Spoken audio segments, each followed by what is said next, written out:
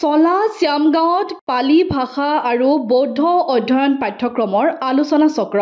কুমাৰ ভাস্কৰ বৰ্মা সংস্কৃত আৰু পুৰাতন অধ্যয়ন বিশ্ববিদ্যালয়, নলবাৰীৰ নিৰ্দেশত অসম সংস্কৃত বিদ্যালয় অধ্যাপক সন্মিলনৰ তত্বাৱধানত আৰু অসমৰ 5খনকৈ পালি টুল ডিবং, পালি মাৰ্ঘেৰিটা, ৰত্নাকুৰ, পালি ডিব্ৰুগড়, টিপাম ফাকিয়াল পালি নাহৰকটীয়া, চলা পালি চৰাইদেউ আৰু বালিজান পালি তিতাবৰৰ যৌথ উদ্যোগত বৃহস্পতিবাৰে চৰাইদেউ জিলাৰ চলা জ্ঞানোদয় পালি বিদ্যালয়ত পালি ভাষা আৰু বৌদ্ধ অধ্যয়ন পাঠ্যক্ৰমৰ এক আলোচনা চক্ৰ অনুষ্ঠিত হয়।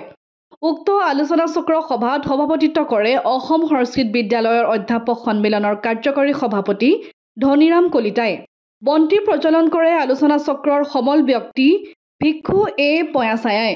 আলোচনা চক্ৰৰ উদ্দেশ্য ব্যাখ্যা দাঙি ধৰে অসম সংস্কৃত বিদ্যালয়ৰ অধ্যাপক সন্মিলনৰ সম্পাদক শচীন্দ্ৰ শৰ্মাই।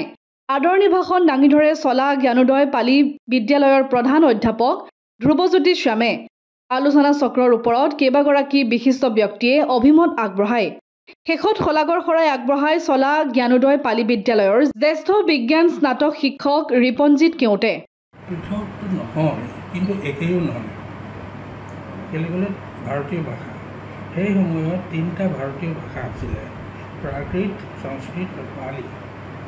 পালিক মাগধী বুলিও কৈছিলে, কিন্তু কোনটো আগত হ'ল সেইটো কোনেও ক'ব নোৱাৰে।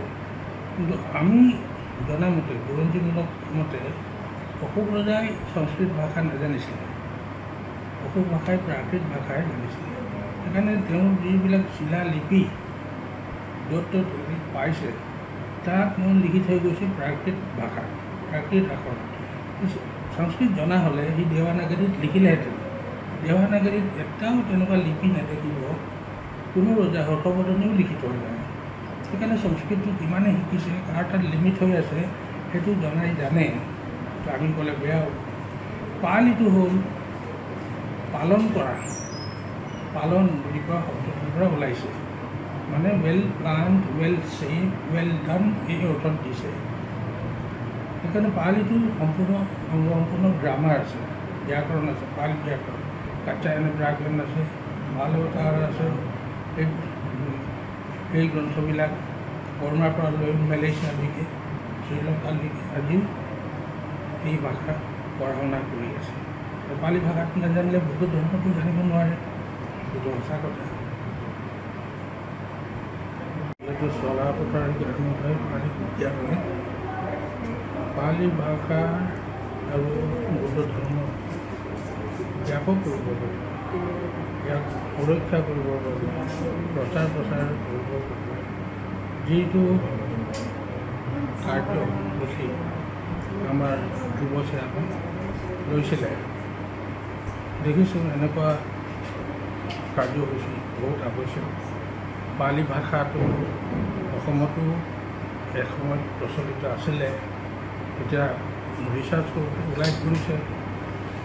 বুদ্ধ ধৰ্মটো যেনেকৈ আগতেই ব্যাপ্ত হৈছিলে, পৰৱৰ্তী সময়ত বুদ্ধ ধৰ্মটো হেৰাই গৈছিলে।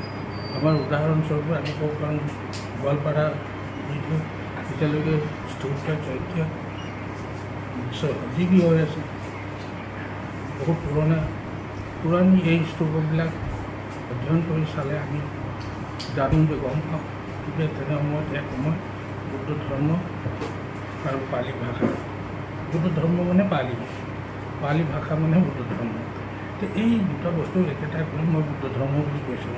তো বুদ্ধ ধৰ্ম ইয়াত প্ৰচলিত হৈ আছিলে, যেনেকৈ ইয়াত এতিয়া সেই নামৰূপ বুলি আমি পাৰ হৈ আহিলোঁ গাঁৱৰ। এই নামৰূপ বুলি কোৱা শব্দটো বুজিছোঁ আমি, নামং ৰূপং, নামৰূপ মানে বুদ্ধ ধৰ্মৰ ফিলচফি দৰ্শনে নাম ৰূপটোকেই বেছি বৰ্ণনা কৰে। নামাঞ্চ ৰূপাঞ্চ বুলি কয়, দুটা হয়, কিন্তু এটা শব্দ বনাই নাম ৰূপ বনাই থৈছে। কিন্তু এই গাঁওখন যে নাম ৰূপ কোনে থ'লে, কেনেকৈ থ'লে, কেনেকৈ ৰাখিলে, ইয়াৰ বিষয়ে কোনো ঐতিহাসিকমূলক